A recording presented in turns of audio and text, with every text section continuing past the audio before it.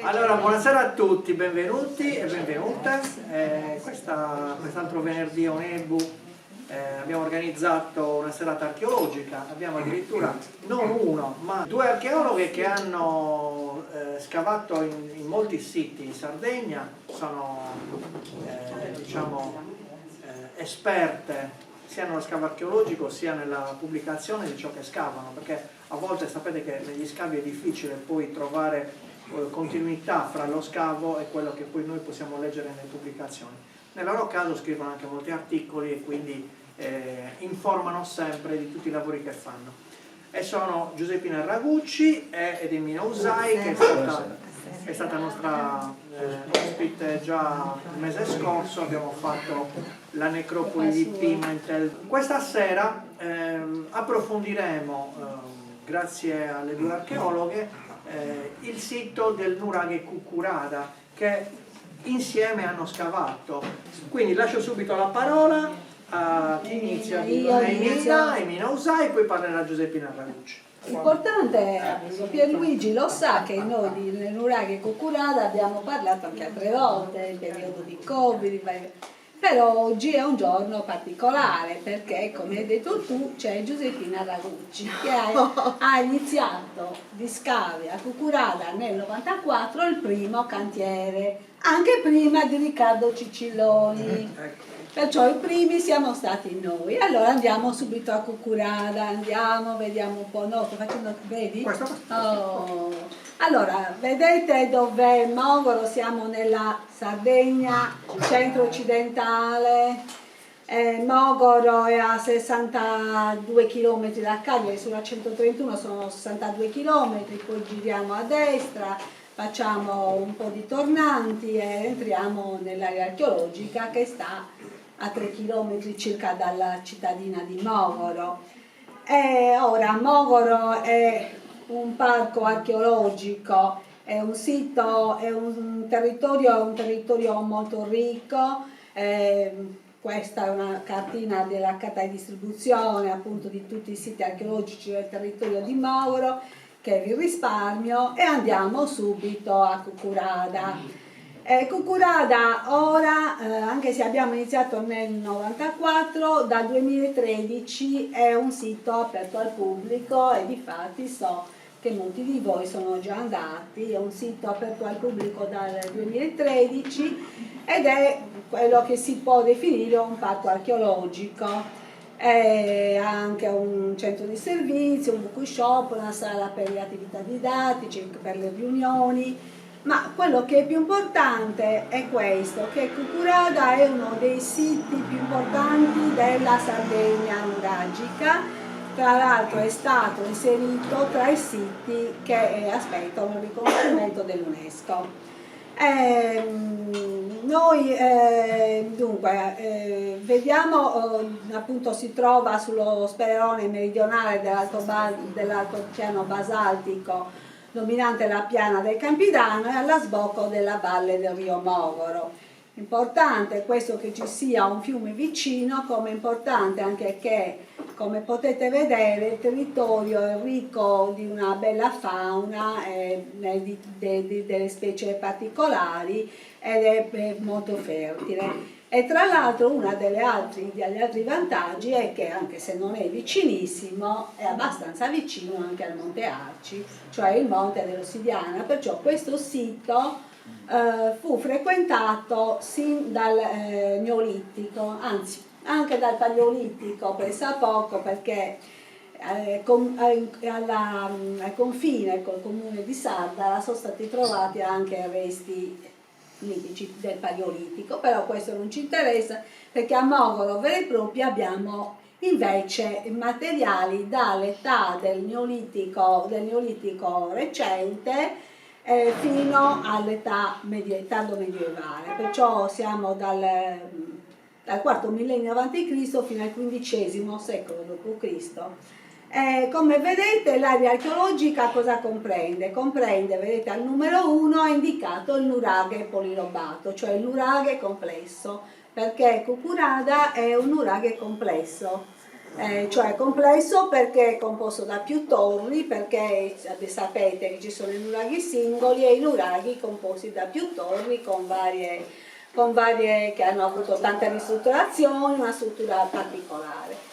Poi abbiamo nell'area abbiamo una struttura ciclopica a pianta ellittica, che questa è la numero 2, che sta nella parte sud, nella parte meridionale rispetto al nuraghe.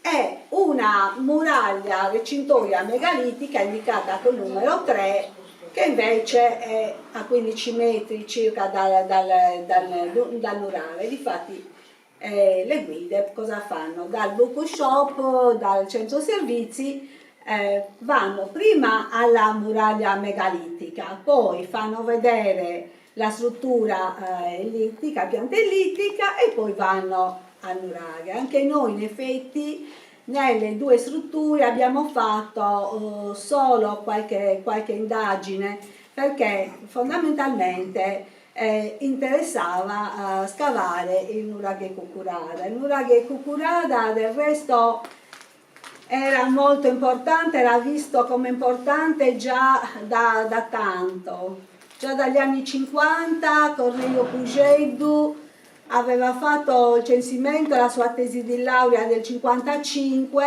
e aveva fatto tutta un'analisi del territorio e in particolare lui, che era anche di Mogoro, anche se mi dicono che so che è anche di Simala, però viveva a Mogoro e noi siamo andati anche a casa sua tante volte, poi ve lo dirà Giuseppina, perché aveva una ricca collezione archeologica, perché con la sua passione unita anche allo studio andava spesso a girare intorno al territorio, infatti ha trovato tante cose, lo vedremo col tempo. Anche il professor Lilliu aveva interesse, anche il professor Azzeni. Difatti finalmente intorno agli anni 90 si è iniziato questo scavo, e questo nuraghe era interessato anche questo da una cava come le domos di Sacua Salida, e da una cava. Poi c'era anche sopra il nuraghe c'era una cosa antincendio, c'era anche una casetta, sì, una vedetta. perciò loro decidevano proprio di scavare. E vi dirò questa curiosità adesso a proposito di Giusi, che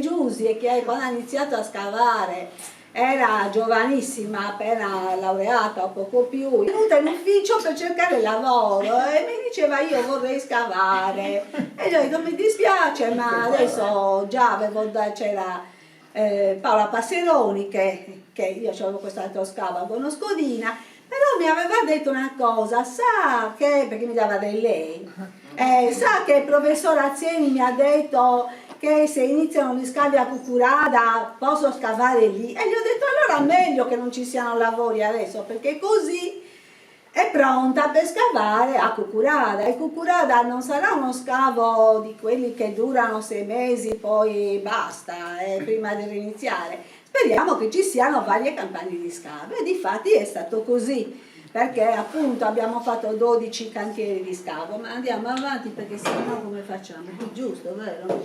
Sì. Allora, qua cos'è? Allora, questo, le ricerche scavi, vediamo appunto la direzione scientifica è stata della Soprintendenza Archeologica nella mia persona e dell'Università di Cagliari con Enrico Azzeni. Perciò potete immaginare, io sono stata molto onorata di dividere la direzione scientifica con uno dei miei professori più cari. La direzione tecnica dell'ufficio tecnico di Mogoro, e chi ha condotto in effetti sul campo i lavori sono stati Giuseppina Racucci, Riccardo Cicilloni e poi gli ultimi anni anche Sandra Carta, che anche lei è di Mogoro. E io questo dico sinceramente, che anche se una persona ha la direzione scientifica ha anche delle responsabilità per ciò che derivano da questo, quando sul campo ci sono archeologi bravi, preparati, affidabili, è molto meglio, perché una persona tranquillamente sa che, siccome non può andare tutti i giorni perché deve seguire contemporaneamente vari cantieri, che almeno ci sono sul campo delle persone preparate. E questo bisogna dirlo per Giusi, Riccardo e Sandra Carta. soprattutto per Giusy adesso, diciamo, vabbè, anche Riccardo. Poi gli operai erano allora, si poteva, erano i giovani disoccupati del comune di Mogoro, perciò anche loro molto motivati, perché si trattava di un monumento del comune. Poi i fondi sono stati della regione autonoma della Sardegna, sapete che lo Stato non ha soldi, del comune di Mogoro e della provincia di Oristano.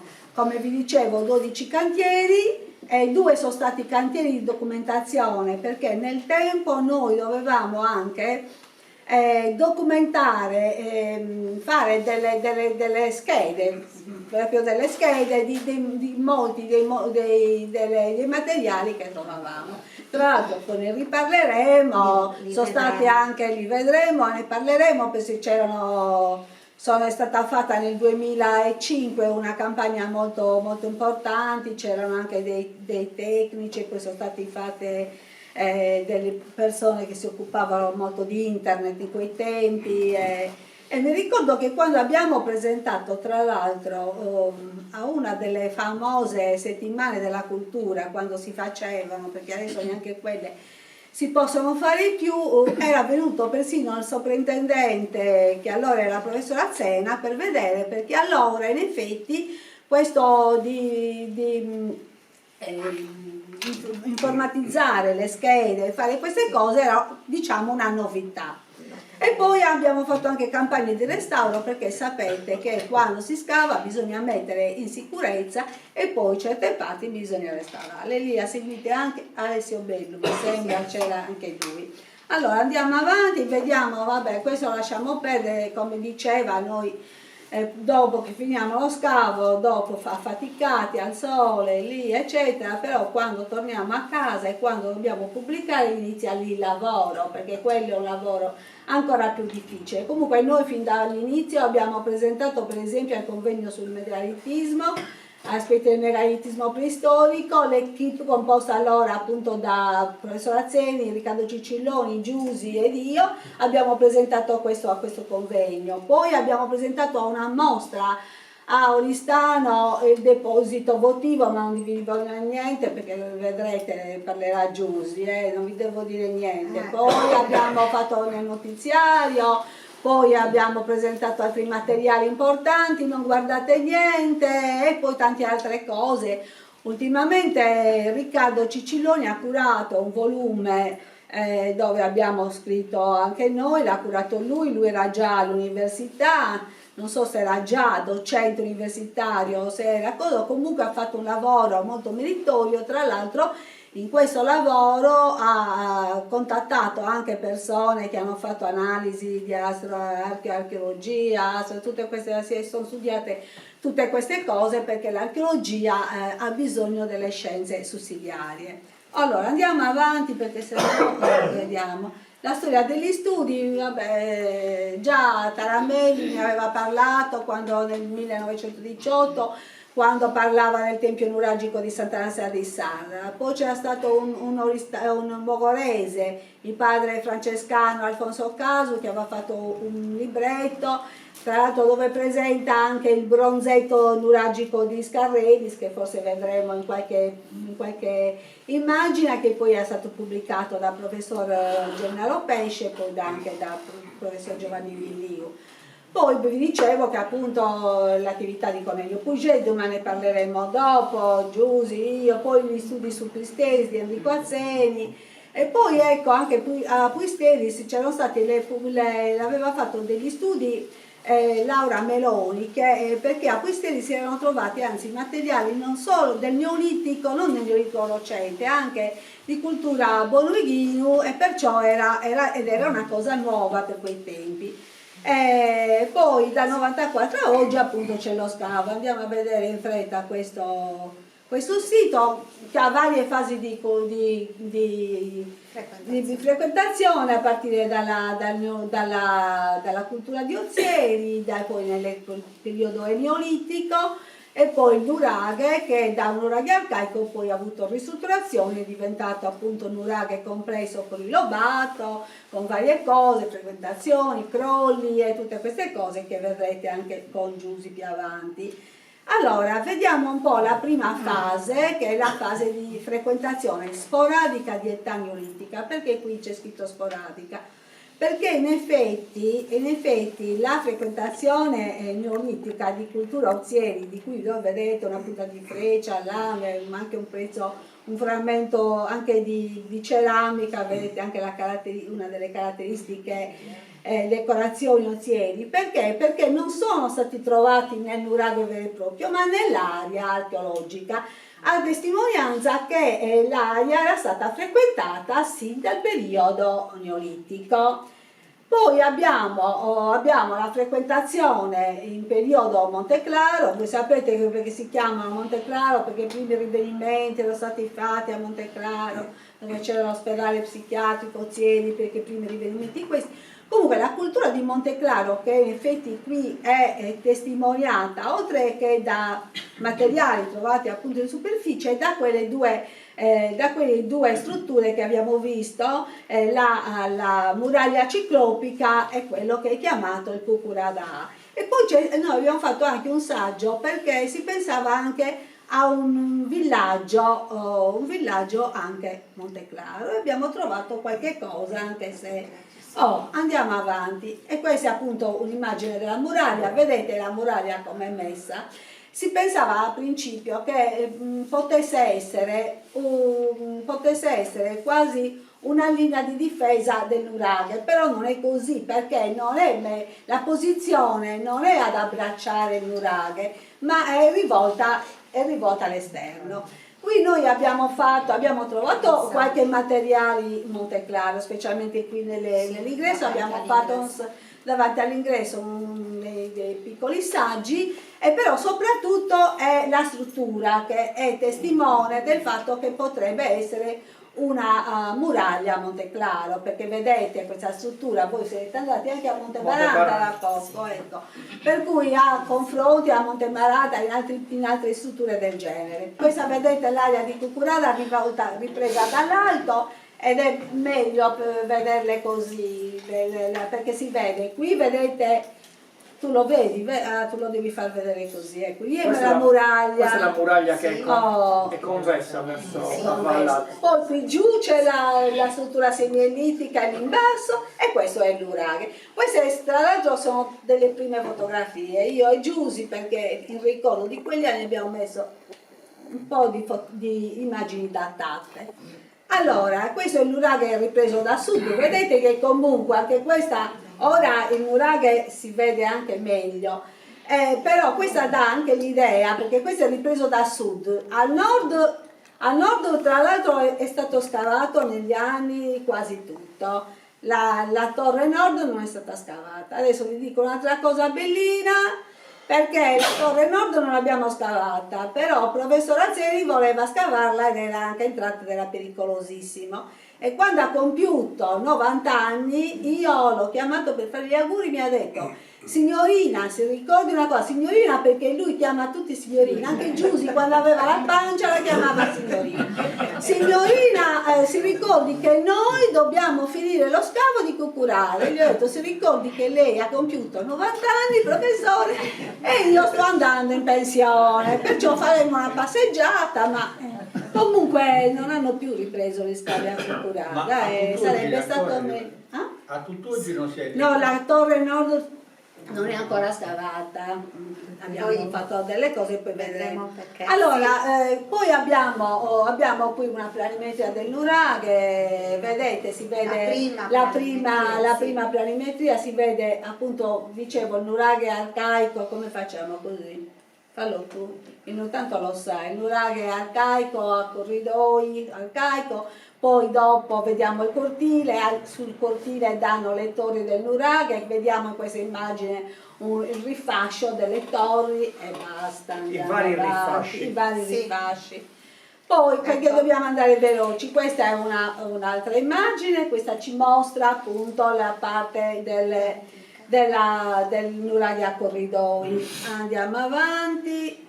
e vediamo anche, entriamo in questo nuraghe. No, adesso entriamo in questo nuraghe, se no queste immagini che abbiamo messo alla fine sono anche un po' vecchie e comunque danno un'idea. Questo è l'ingresso del nuraghe, come vi dicevo l'ingresso è nella parte orientale. Si entra nel nuraghe, si entra in questo corridoio d'ingresso, che tra l'altro questo corridoio, poi lo vedrete, ha subito delle varie cose, è stato un po' restaurato, abbiamo a destra anche una nicchia, però ecco, andiamo avanti e poi si vede, entriamo nel cortile, quando entriamo, vedete qui è, fallo tu. Giallo. No, vabbè, no, qui entriamo qui e andiamo nel cortile. Se andiamo subito a destra, entriamo nell'Uraia a corridoi, no? Se andiamo un po' più avanti, qui andiamo in alto e troviamo il vano A e andiamo in alto nella parte alta del nuraghe, da cui tra l'altro vediamo sia i Campidano di Cagliari che i Campidano di Oristano, c'è una bellissima vista. Però non sempre i visitatori possono salire perché c'è una scala un po' pericolosa, poi la vedremo, perciò certe volte non si può salire. Infatti si è fatto anche quel percorso un po' a discrezione, perché poi se succede qualcosa la responsabilità di chi è del comune e della soprintendenza, perciò si cerca un po' di tutelarsi. Anche se poi vedere il nuraghe dall'alto è bellissimo, tra l'altro, perciò si vede bene tutto, ma ve lo farà vedere anche bene Giusy, tutte queste cose. Poi abbiamo queste immagini che ci vanno, vedete che è stato un po' risistemato il percorso, vediamo qui il cortile e dentro il cortile abbiamo trovato delle capanne. Queste capanne nuragiche è una cosa un po' insolita. Queste capanne che troviamo nel cortile poi le troviamo anche davanti all'ingresso.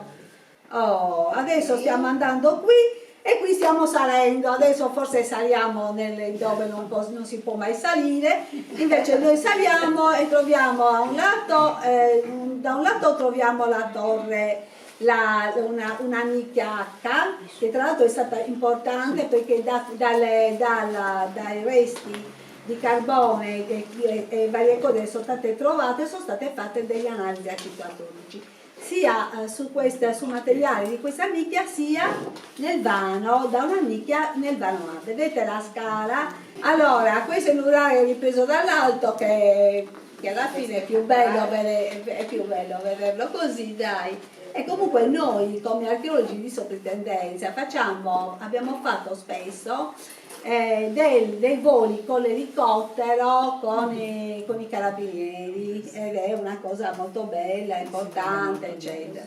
Vedete, questa è la torre A, quella dall'alto, e questo è stato importante perché in questa nicchia sono stati trovati un tegame, mi sembra un paio di ciotole, in una c'erano resti, carbone, perciò sono state fatte le analisi. Andiamo avanti perché adesso Giusy e deve parlare Giusy. Allora, qui c'è la torre C che ha l'ingresso sopraelevato, poi c'erano quelle altre due torri e guarda cosa si vede lì, l'ingresso alla torre D. Io dico solo qualche cosina perché adesso inizia la porta architravata, molto bella, la struttura vedete com'è fatta, ma non ci sono immagini della Tolos, non li abbiamo messi, ci sono? No. E allora bisogna dire che se voi sarete andati nella torre D, se voi entrate nella torre D, vedete che è bello, è più bello del tesoro di Atreo. Io quando sono andato ho detto ma come? Ci sono restata male perché in effetti sono più ben conservate certe parti del nuraghe. Avete visto l'altra volta come abbiamo fatto su Elli e alla fine di cosa abbiamo fatto? Si nota la bellezza perché prima si entra nel nuraghe arcaico che è chiuso, buio, c'è un corridoio, poi si entra in questa sala che è una sala circolare molto grande, perfetta. Una camera perfetta, c'è anche il bancone, coperta con la cupola. Sì. e poi appunto si vede, ci sono anche delle zeppe di rincalzo però. E adesso basta, andiamo, questo adesso entriamo nel nuraghe e vediamo tutte le indagini di scavo. Grazie. Allora intanto vi ringrazio, io sono venuta solo un'altra volta qui da voi quando ho presentato il libro di Carlo Sorgia, avevo già osservato Però di che sia come archeologa bello per sempre. sì, sono archeologa per sempre, ma avevo osservato, cioè quindi la passione dei libri non spegne la passione per le pietre e per i coci, e anche la passione per Emina, perché devo dirvi questo, io sono molto contenta quando ho presentato il libro, poi scherzando con Pierluigi, siccome c'era Emina che ascoltavo, ho detto dobbiamo fare la conferenza, perché in realtà questo è il lavoro della vita, almeno della mia vita, perché dopo aver fatto questo lavoro bellissimo, 20 anni di scavo, ed è nata una bellissima amicizia con Siamo Emina, primari perché anche. lei era cioè da funzionaria e direttrice, poi è diventata amica, ha battezzato mio figlio, è sempre presente insomma nella mia vita, con alti e bassi come tutte le amicizie, ma soprattutto io ho imparato tanto da lei, anche scontrandomi con lei, e poi alla fine con Riccardo Cicilloni, che voi conoscete bene, diciamo sempre alla fine ha ragione Mina, quindi sì. questo era uno dei nostri mantra. Adesso quindi abbiamo presentato il nuraghe, che ha questa caratteristica che lo differenzia da tutti gli altri, che il nucleo più antico è un nuraghe a corridoio, e quindi è un nuraghe che prima si chiamava pseudo nuraghe, quando all'epoca, all'inizio degli studi, poi nuraghe arcaico, e oggi si è ripreso un po' questa moda dell'arcaico o a corridoi. L'indagine archeologica nasce, io ho avuto questa fortuna di essere al momento giusto, nel posto giusto, perché l'archeologa che doveva fare questo lavoro aveva preso una supplenza ed era andata proprio quel giorno, io ero fresca di laurea, a dire al professor Azzemi che non poteva prendere l'impegno, perché andare tutti i giorni a farsi 62 km e poi rimanere lì sino alle 17 era comunque un impegno importante rispetto alla scuola, che magari poteva essere più leggero o diverso. Allora forse, vabbè, comunque. E quindi professor Azzemi, guardate, volevo condividere con voi proprio questo ricordo, perché lui è una persona straordinaria, apre la porta per far uscire l'archeologa, la dottoressa Marcella Frau, che poi ha scritto dei libri di archeologia di tipo divulgativo per i bambini, e la licenza, subito passavo io. Come sono passata mi ha detto: signorina, sempre signorina, ma lì ero ancora signorina ed ero giovane, come dicevi, signorina, è libera per la prossima settimana? Io, sì, allora andrà a Cuccurada. E da lì è iniziata questa avventura. Non ci credo, perché volevi altri Non scavi. ci credevo, è iniziata questa avventura bellissima, perché all'inizio andavo in treno e avevo un motorino, e col motorino andavo da Uras, perché il treno arrivava sino a Uras, da Uras a Mogoro, ed ero comunque, vi dico, giovane sotto i 30 anni, si può dire ancora giovane sotto i 30 anni? Lo sanno tutti quanti agli abbiamo. Sì, lo so, che hai 17 anni. comunque quindi con questo motorino arrivavo ed ero la più giovane, perché io ero, diciamo, l'archeologa sul campo, non c'era Riccardo e c'erano tutti gli operai presi dai cantieri, diciamo, del comune, i disoccupati, che erano più grandi di me. E siccome il nuraghe che noi vediamo come, diciamo, adesso scavato, in realtà era una montagna di pietre. Cuccurada in sardo significa montagna, cucuru, no, di pietre. Non si vedeva nulla se non alcuni diciamo filari, allineamenti che noi dovevamo scoprire se fossero parti di mura o no. Quindi abbiamo dovuto fare un lavoro di scavo all'inizio con la gru, con la gru dall'alto, imbragando le pietre più grandi con le catene, quindi potete pensare anche un lavoro pericoloso, certo legato proprio alla sicurezza. E io ero la più giovane, quindi cercavo anche di dare diciamo le indicazioni, ma era anche il mio primo scavo, quindi mi sono formata su quello. Quindi adesso iniziamo a parlare dell'indagine. Non vedrete tantissime foto, abbiamo selezionato per presentarvi le cose più interessanti. Questa è una diapositiva che un po' riassume delle varie fasi. Qui potete vedere gli operai che sono pronti con queste leve, palanchini, li chiamano palanchini in sardo, per sollevare la pietra e far sì che passi la catena. E a volte era anche un lavoro diciamo che necessitava di una grande perizia, perché le catene dovevano essere messe bene, e non sempre le pietre erano pietre sagomate, perché in alto abbiamo trovato le pietre più grosse, solo in basso le pietre sagomate che fanno parte della sommità del nuraghe, perché il nuraghe è costruito con pietre ciclopiche in basso, che costituiscono diciamo anche un po' il basamento. Si tratta di una costruzione a secco, e poi sopra in alto nei filari superiori con i cosiddetti conci sagomati conciati, che è più semplice, che si ritrovano nello scavo sotto. Quindi prima c'è stato tanto lavoro, adesso vi faccio vedere proprio la sezione. Ecco, questa è una tabella riassuntiva delle fasi di frequentazione che vedremo. Ecco, questo è la sezione. Ecco, vi faccio vedere tutto questo, sono metri di crollo antico, che però nasconde sotto il crollo più diciamo le parti più sommitali che sono cadute prima. Per esempio qui si vede un concio a T. I conci a T venivano messi, avevano questa faccia triangolare, che era quella diciamo lavorata a martellina, e che abbiamo trovato. Guardate, anche questo è un concio a T.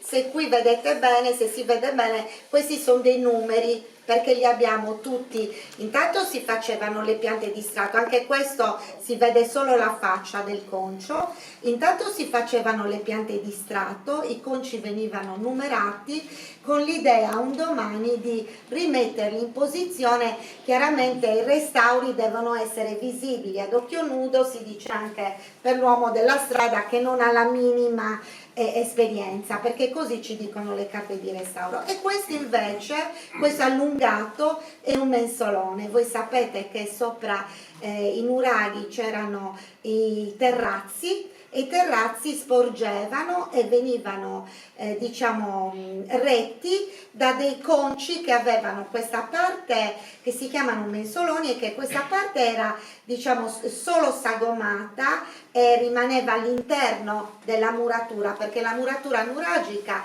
l'avete vista, può avere anche uno spessore di 2 metri ed è costituita da 2 facce, quindi ciclopiche di filari, e all'interno va la terra e pietre più piccole, terra presa nei posti circostanti e terre più piccole. Quindi anche i mensoloni venivano diciamo numerati e poi classificati e messi nelle piante di strato. Un'altra cosa che vi voglio far vedere da questa foto è che si inizia a vedere questa è una capanna. Vedete, c'è la parte esterna, il muro esterno della capanna, e qui c'è tutto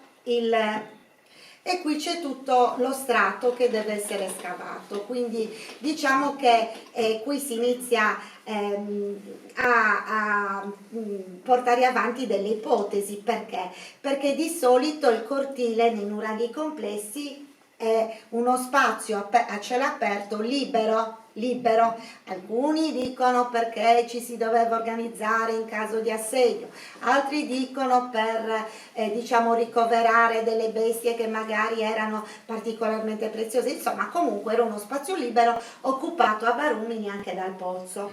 Qui invece noi troviamo delle capanne nuragiche del bronzo recente finale. E che cosa stanno a significare? Intanto, come diceva Emina, che le capanne stavano all'interno e all'esterno del cortile, quindi anche all'esterno del nuraghe, e che in quel periodo, bronzo recente e finale, era un periodo di pace. Infatti sopra gli strati del bronzo recente e finale abbiamo trovato degli strati di carbone che possono indicare degli incendi, che possono indicare delle battaglie, mentre in questa zona, negli strati del bronzo recente e finale, abbiamo trovato le testimonianze di vita, che chiaramente sono rimaste perché nessuno va ad asportare, se non con una gru, uno strato di crollo di metri e metri. Qui ci saranno almeno 3 metri, no? Quindi, e poi l'altra cosa che vi volevo far osservare è che si è scavato, secondo le indicazioni di professor Azzeni, facendo delle sezioni dello strato. E questo scavo, che era uno scavo, diciamo, che è stato portato avanti con così tante campagne, perché tutti si sono resi conto dell'importanza di avere questo nucleo più antico a corridoio, e quindi vedeva tutte le volte delle grandi discussioni sulla metodologia. Quindi è stato uno scavo in cui attingere dalla conoscenza sia di Emina, che rappresentava la soprintendenza e quindi anche un lavoro e lo Stato e anche diciamo l'ufficialità, che il professor Azzeni, che era l'università e quindi la ricerca, e che era un uomo che insomma aveva tanto girato per il Campidano e tanta esperienza. Quindi per noi, ogni volta che veniva professor Azzeni, per me e Riccardo era una lezione sul campo, e c'era tanto da imparare, quindi abbiamo imparato tanto. Ecco, questa è una fase dello scavo, sempre del cortile, e qui vedete sia i blocchi di grandissime dimensioni che poi anche i blocchi, ecco questi qui, che vengono, qui c'è proprio l'imbrago, e poi anche pietre più piccole e terra. Tutta la terra veniva grigliata e chiaramente, essendo un crollo, il materiale era vario, però si portava con le carriole fuori dal nuraghe complesso, e la terra veniva grigliata. I conci, vedete qui si vede anche un altro concio, ma ce n'erano tantissimi. La particolarità che avvicina il nuraghe Curada a quello su nuraghi di Barumini è che in entrambi si ha l'uso sia del basalto grigio che dell'arenaria chiara, soprattutto nelle parti alte, perché l'arenaria è più leggera. Dobbiamo andare, quindi no, il cortile era invaso del crollo, sì. Quindi loro per lavorare dovevano prendere i pezzi uno per uno e la terra grigliarla fuori dal nuraghe, perché dentro il nuraghe non c'era più spazio. Certo, e siccome non c'era l'ingresso da cui entravano i nuragici, era ancora occupato dal crollo, perché il crollo era ancora in alto, parliamo di 3-4 metri di crollo, allora si faceva una sorta di passaggio con le tavole, in modo tale da passare senza rovinare la cortina e portare giù in sicurezza. Quindi ecco la torre. Questa è la torre di pianta circolare, che era occupata totalmente dal crollo di blocchi, crollo antico, e grazie a questo crollo noi abbiamo poi potuto trovare intatte gli strati di frequentazione. Al centro la torre intanto aveva una pianta circolare, poi una piccola stanzetta, una nicchia, qui non la vedrete, che a un certo punto nello scavo ha restituito anche una sorta di giaciglio in sughero, più dei vaghi di collane in pasta vitrea che ci fanno capire che c'era il commercio e che si trattava comunque di luoghi frequentati da diciamo persone importanti. All'interno della torre venivano portate le braci, perché non possiamo pensare che accendessero il fuoco, venivano portate delle braci che costituivano un focolare su cui intorno al focolare erano disposte delle pietre piatte e poi il focolare ha restituito vari strati di cenere e intorno alla muratura noi avevamo, vedete, questi blocchi qui rappresentano dei sedili e quindi poteva essere all'interno del murario una sorta di capanna delle riunioni. Si sedevano intorno al focolare, cuocevano e quindi abbiamo trovato all'interno del focolare proprio tegami, poi anche vasi contenitori di derrate alimentari e poi importantissimo anche uno strato con sia semi di graminacee, quindi di grano e di orzo bruciato, perché vicino alle nicchie, queste sono le nicchie che erano state costruite e vengono costruite nell'epoca nuragica per alleggerire un po' la muratura, intorno alle nicchie abbiamo trovato delle macine e dei macinelli, poi ve li facciamo vedere, quindi sicuramente c'era anche un laboratorio dove si lavorava il grano e poi anche dei semi di olivastro. Adesso vediamo questo. I semi di grano carbonizzati si trovano proprio perché sono carbonizzati.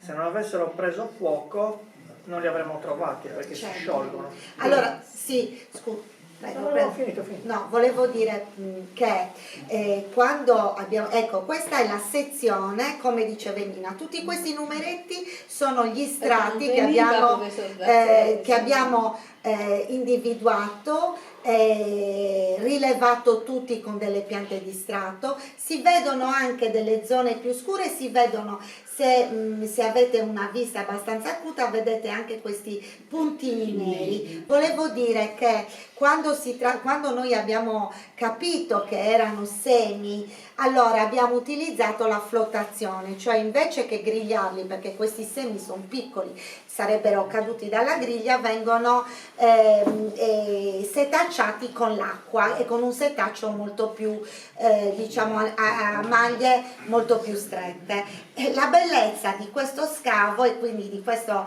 focolare intatto grazie al crollo è stato che abbiamo ritrovato a breve distanza dal focolare, vedete le zone bianche sono la cenere, qui è segnato dove è stato trovato e qui si vede bene un bronzetto. Intanto vi devo dire, guardate, è importante questo anche come a livello di consapevolezza.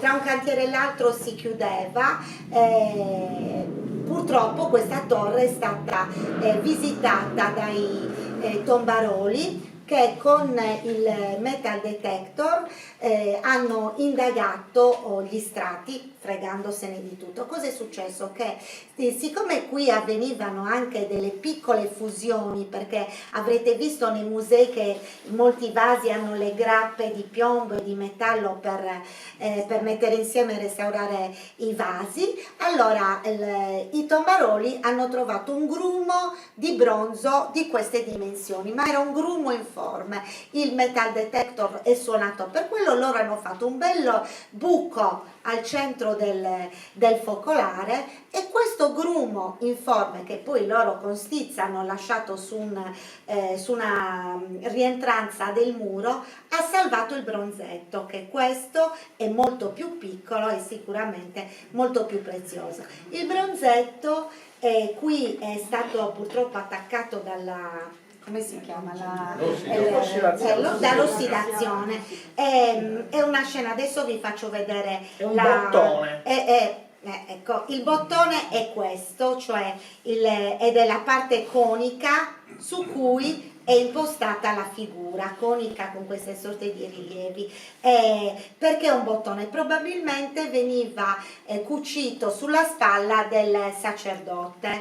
Ecco, qui si vede bene la linguetta all'interno della quale era andato perduto da qualcuno, quindi perché è molto strano trovare dei bronzetti all'interno di una torre, perché di solito i bronzetti si trovano nei pozzi. Qui era stato smarrito grazie al nostro fotografo Francesco Secchi, che è un fotografo, rilevatore, disegnatore, che è anche fotografo naturalistico di Poiane, perché abbiamo avuto anche gli ospiti volatili nel nuraghe. Abbiamo ricostruito, diciamo, graficamente l'immagine ci mostra una scena di caccia. A sinistra abbiamo il cacciatore, l'uomo a piedi scalzi, vestito con una tunica, un cappello che sembra quasi una berretta, e tiene con la mano destra una lancia con la quale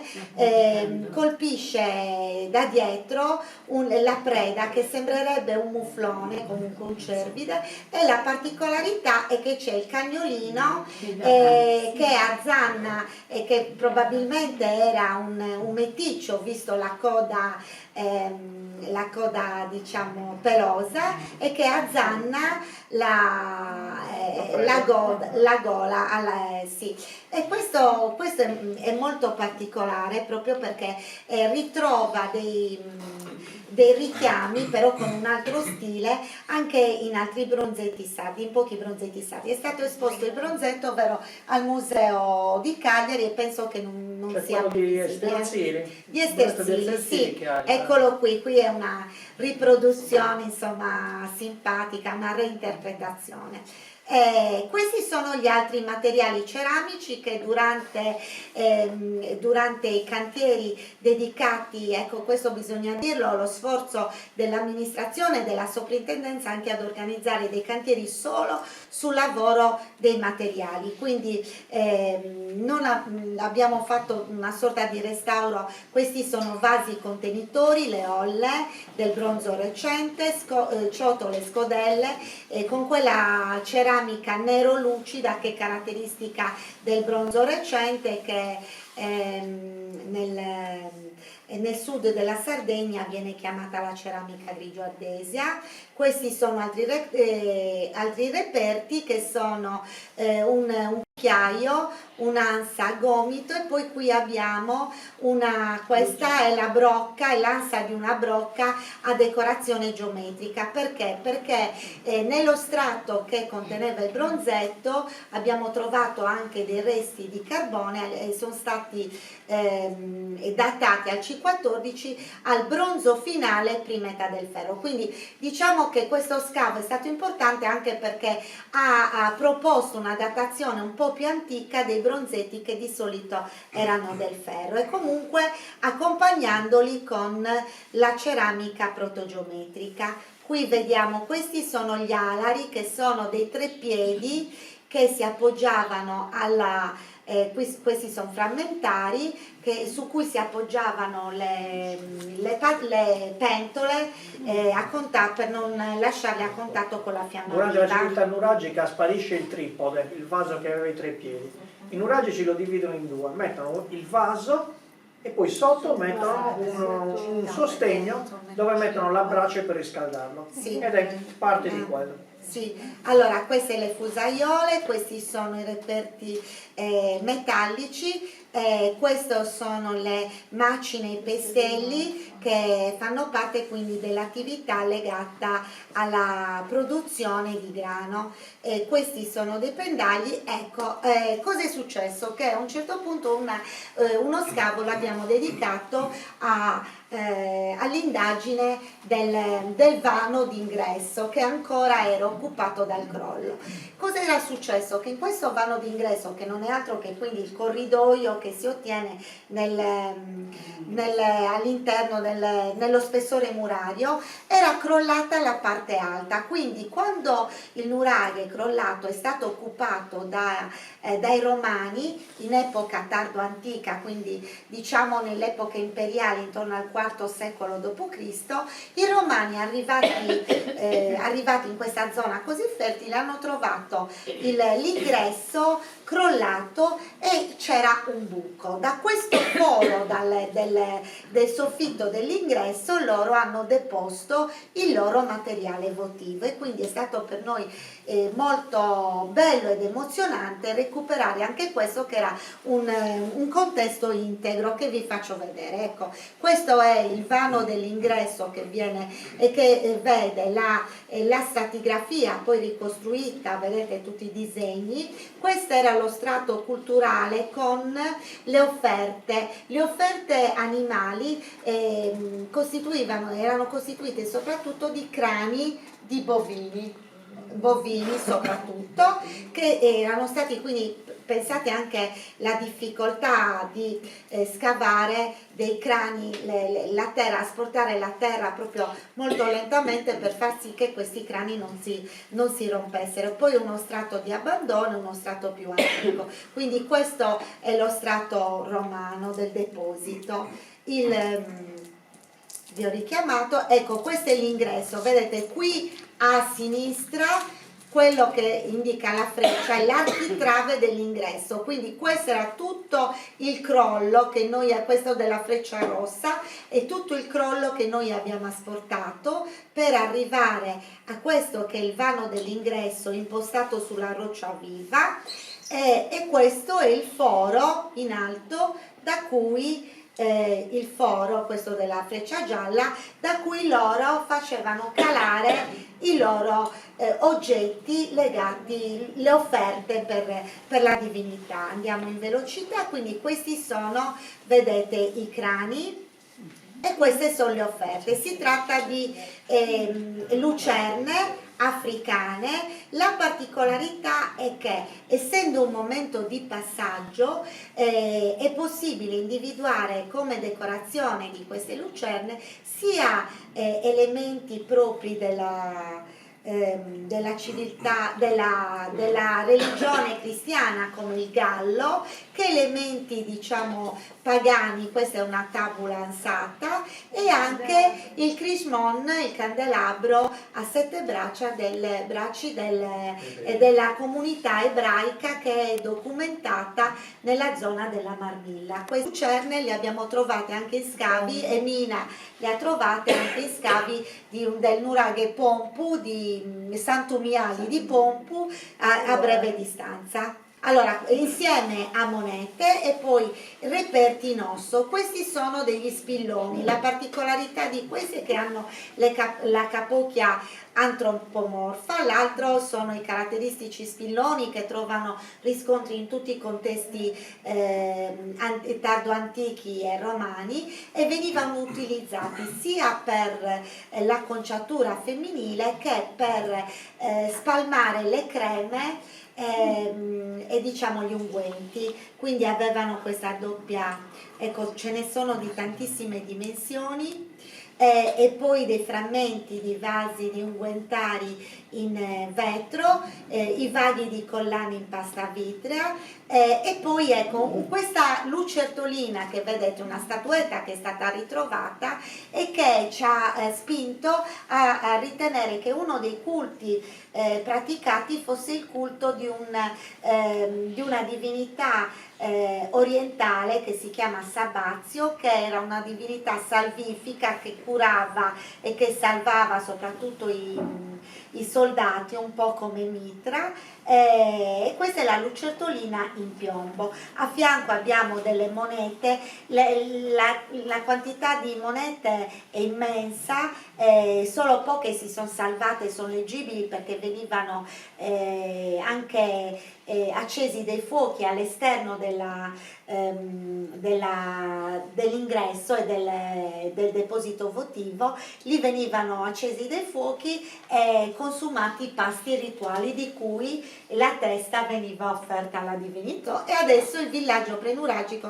Ok. Allora sì, il villaggio di Puisteris è molto importante, come vi dicevo, Cornelio Pugeldu, che appunto era di Mogra, aveva fatto delle ricerche di superficie, anche lo scavo di alcune di queste capanne. Le capanne prenuragiche non si notano sempre, perché cosa c'è? Soprattutto si conserva pochissimo della struttura e cambia soprattutto il colore. Noi lo scaviamo in vari strati distinguendo il colore della terra. Comunque sono state fatte molte ricerche, soprattutto di superficie, e il professor Pugeldu ha fatto anche delle pubblicazioni, lui su una prima pubblicazione sul villaggio di Puisteris, e poi lui ha fatto tante ricerche sull'ossidiana e tante pubblicazioni, ed ha per esempio questi centri di lavorazione, centri di ossidiana, le officine ellittiche, ma forse le dirai anche tu queste cose. Perciò andiamo avanti, vediamo che a Puisteris erano state trovate comunque anche delle statuine di Dea Madre. Una statuina era stata trovata appunto questa da Cornelio Pugeldu, mentre Giulio Pinna, che è un archeologo che aveva scavato anche a Barumine, uno che aveva fatto, che poi è morto già da un po' di tempo, aveva trovato questa statuina sempre a Puisteris in ceramica, e vedete è una statuina di tipo volumetrico molto caratteristica. Andiamo avanti, vediamo appunto che stiamo per finire, che Cornelio Pugeldu comunque si lavori sui centri di ossidiana, le officine ellittiche, tutto quello che è stato trovato è stato pubblicato. Per esempio il lavoro Diocisidiale su Zellus e Terralba è uno studio molto importante, perché ci sono studi di professor Lillio, studi di professor Azzeri, studi di professor Pugeldu, ed è importante perché dà una ricostruzione di tutta questo territorio, perché noi sappiamo appunto che Mogora è il territorio dell'Alta Marmilla, parte Montis, Diocesi di Alesa, insomma è tutta una cosa. Poi soprattutto si sono trovate materiali di cultura ozieri, come vedete qua abbiamo delle pisi, dei vasi appunto con questa caratteristica decorazione a zig-zag, riempite certe volte con la rosa. Ecco, vedi? Però adesso abbiamo finito, perché intanto quando stavamo nel 2000 stavano facendo lavori nella 131, verso il chilometro 58, prima proprio si è trovata una parte del villaggio di Puisteris, però dall'altra parte era si è trovato un canalone, si sono trovati più che altro materiali sovietieri tra l'altro, ed erano forse anche delle cose per i contadini, non c'erano delle abitazioni vere e proprie, però è stato molto importante. Abbiamo trovato anche qui materiali, e qui mi sembra che non c'è, però abbiamo trovato anche un frammentino che poi ha pubblicato Riccardo in Archeoarte, di una statuina, una riproduzione di una statuina antropomorfa, che poi lo troviamo anche in altre cose, però è stato molto importante perché era molto. Adesso vediamo. Allora la collezione. va bene, facciamo solamente vedere alcuni materiali che fanno parte quindi di questa collezione di Cornelio Pugeldu, che è stato un ispettore onorario del territorio. Vedete qui per esempio questo è un peso da telaio frammentario con questo doppio cerchio concentrico che potrebbe rappresentare o l'occhio o la mammella, quindi anche qui legato al territorio. Io ho censito una parte della collezione, e lui attaccava le punte di lancia e le punte di freccia il materiale litico in queste cartellette che poi sono state